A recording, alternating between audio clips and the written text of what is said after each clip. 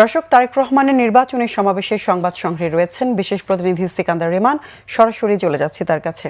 রেমান, BNP chairman Tarique রহমানের গাড়ি বহর এখন আসলে কোথায় আছে, আর পরবর্তী সমাবেশ কোথায় হতে পারে জানতে পেরেছেন কিছু?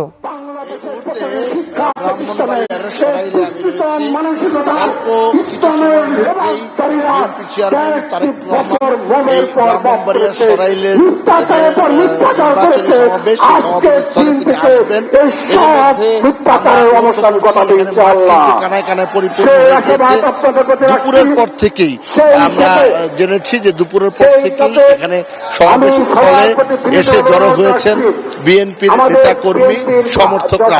মূলত নির্বাচনী যে সমাবেশের সংবাদ আমরা সংগ্রহ করছি, সেই নির্বাচনী সমাবেশটি কিন্তু সকালে সিলেটের আলিয়া মাদ্রাসা মাঠ থেকে শুরু হয়েছে। তারেক রহমান সেখানে বক্তব্য দিয়েছেন। এরপরে আমরা দেখেছি মৌলভীবাজারের পরে হবিগঞ্জের শায়েস্তাগঞ্জে তৃতীয় সমাবেশটি হয়েছে। এই মুহূর্তে চতুর্থ যে সমাবেশ, অর্থাৎ ব্রাহ্মণবাড়িয়ার সরাইলের পূর্ব কুট্টাপাড়া এলাকার মাঠে এই সমাবেশটি অনুষ্ঠিত হচ্ছে। এরই মধ্যে এই এলাকায় থেকে যারা সংসদ সদস্য পদে নির্বাচনের জন্য ধানের শীষের প্রতীক নির্বাচনের জন্য যারা রয়েছেন তারা কিন্তু বক্তব্য রাখছেন। কিছু সময়ের মধ্যে পথে আছেন তারেক রহমান, কিছু সময়ের মধ্যে তিনি এখানে আসবেন এবং দিক নির্দেশনামূলক বক্তব্য রাখবেন।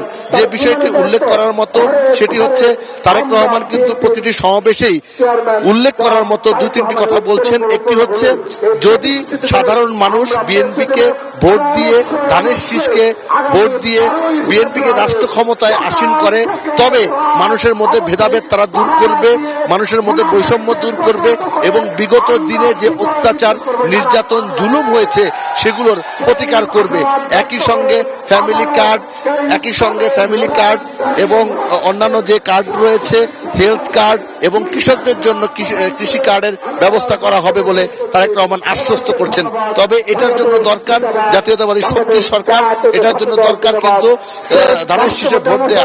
এজন্য তারেক রহমান বলছে, কোনো বিভ্রান্তিতে না পড়ে 12 তারিখে যে নির্বাচন, 12ই ফেব্রুয়ারির যে নির্বাচন, সেই নির্বাচনে ধানের শীষের প্রতীকে যদি ভোট দিয়ে জনগণ বিএনপিকে বিজয়ী করে, তবে বিএনপি রাষ্ট্র ক্ষমতায় গেলে সব ধরনের বৈষম্য দূর করবে এবং অতীতে যে সমস্ত ভুল ভ্রান্তি হয়েছে, সে বিগত সরকার 15 বছর যে অনিয়ম করেছে, খুন নির্যাতন করেছে, সেগুলোর তিনি বিচার করবেন।